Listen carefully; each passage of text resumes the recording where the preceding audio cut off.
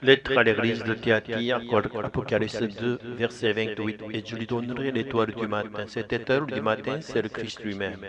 Jésus est venu à nous comme le Dieu qui sauve. Depuis l'époque de l'Ancien Testament jusqu'au Nouveau, le peuple de Dieu vivant sous l'oppression et la persécution des puissances de ce monde a espéré en Dieu qui viendrait juger les nations et délivrer les faibles.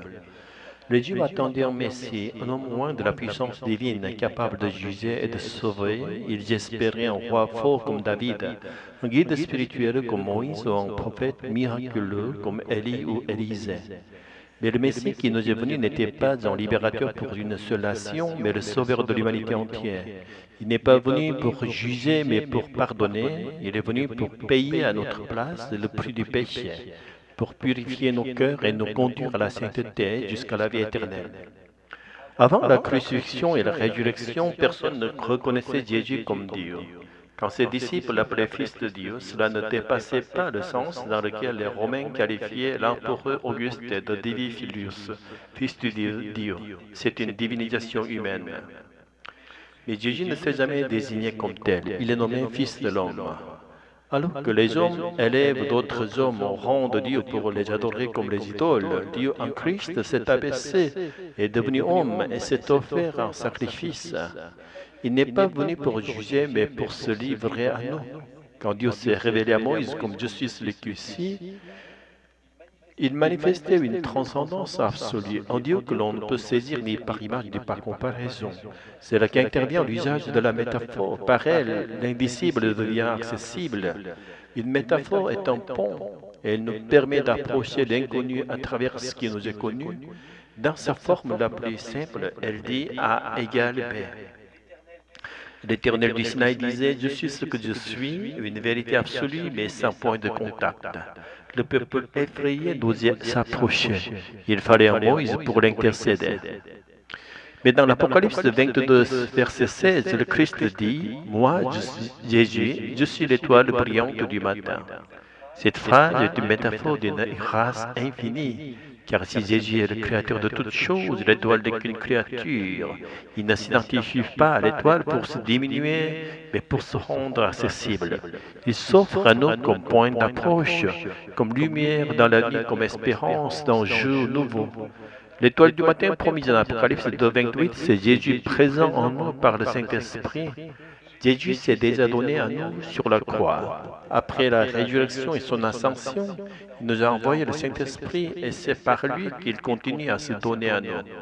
Cette étoile est la lumière que nous voyons dans les ténèbres de ce monde. C'est par cette lumière que nous trouvons la force de vivre. Mais elle est aussi l'annonce d'un matin imminent, du royaume de Dieu sans nuit, sans douleur, sans souffrance. Tant que nous avançons avec cette étoile de Saint-Esprit en nous, nous pouvons supporter l'obscurité et entrer dans la lumière éternelle. Alléluia, Amen. L'étoile dans la nuit, une chapelle silencieuse au petit matin, les bougies vacillent encore. Sarah médite sur l'Apocalypse, elle est troublée par le sens de l'étoile du matin. Paul entre. Paul, tu as un moment, j'étais en train de lire Apocalypse 2, 28. Je lui donnerai l'étoile du matin. Et je ne comprends pas. Que veut dire Jésus ici? Soulignant doucement, bien sûr, Sarah, cette étoile du matin, ce n'est pas juste une image poétique. C'est une promesse, une personne. C'est Jésus lui-même. Jésus comme une étoile?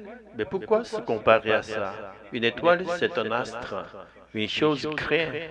Lui, il est le créateur.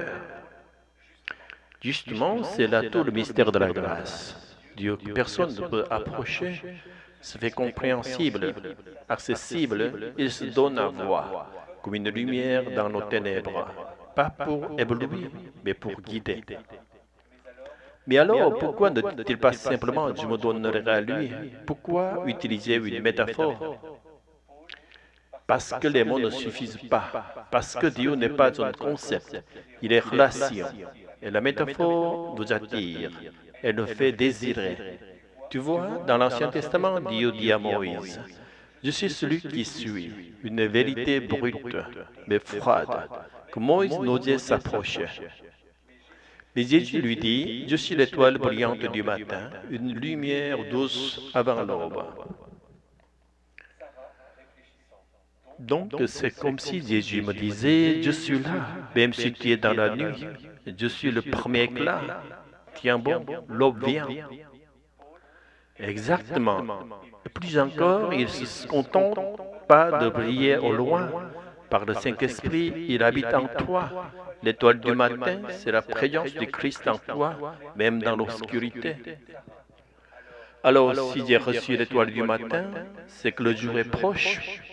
Oui, le royaume vient et cette lumière, même petite, suffit pour marcher encore un peu, pour espérer, pour aimer jusqu'au matin sans nuit. Merci Paul. Ce n'est plus une image, c'est une espérance vivante en moi. C'est ça, Sarah. La promesse de l'étoile, c'est la promesse de Jésus. Je viens, retiens ce que tu as, et je te donnerai moi-même.